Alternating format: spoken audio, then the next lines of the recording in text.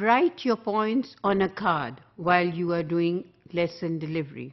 Sometimes the teachers, they tend to forget what they need to say. It is quite natural and human. There is nothing wrong with it, and the teachers should not feel guilty or ashamed about it. It is a human action to err, and sometimes they do forget because of some reason, because of some distraction, or maybe some pressure that they are carrying with them that day. It is a good practice to write your points on a card, and you can keep that card with you in front of you on your table or your desk or anywhere you feel comfortable with it. There is no point of just thinking and thinking, trying to remember what they have missed, because that would further create some kind of confusion.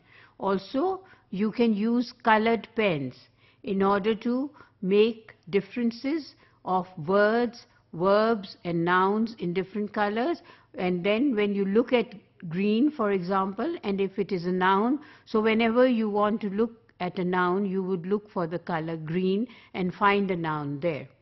So whenever you are making presentations or whenever there's a lesson delivery, it is a good practice for the teachers to have some notes. And having notes on a paper sometimes becomes difficult, because then the paper, it may be lost somewhere, or it may not open because sometimes the papers, they stick together. It is a good practice to make your resources on a piece of card, because the card is quite stiff and it stays where you put it. It doesn't go here and there because of the fan is there, and because there is some air in the class and the paper starts moving or making a sound or gets stuck to something. Instead, if you use a card, it stays where you put it. Also, it is easy to turn over a card, and also you can write in a bigger font on a card. Also, you can use different types of pictures on a card if you want to make it more special. These cards can stay with the teachers for many, many years.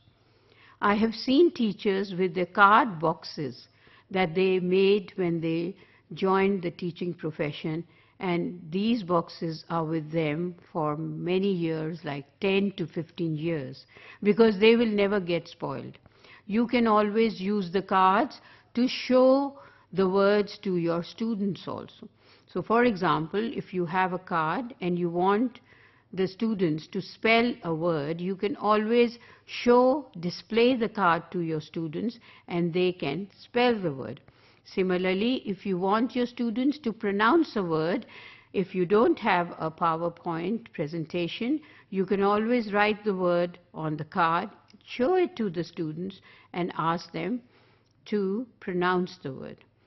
Another way to use the cards is sometimes the teachers, they use red, green and yellow cards like the traffic lights. For example, they use these cards in the classroom to make sure what type of learning is taking place in the class. So before distributing those cards to the students, they tell them if they do not understand the lesson, they should put up the red cards, so that the teacher would know how many students do not understand the lesson.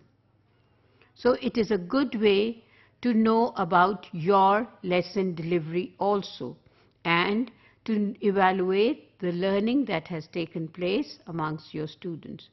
So the teachers will tell them, if you get a good understanding of the lesson, then you have to show your green card. So the students, if they have a good understanding of the lesson, they would take out the green card and show it to the teacher, and the teacher would know that was a good lesson and everybody understood. Similarly, if they show the yellow card, that means it's 50-50. They have understood some part of the lesson, whereas some part of the lesson has not been understood well.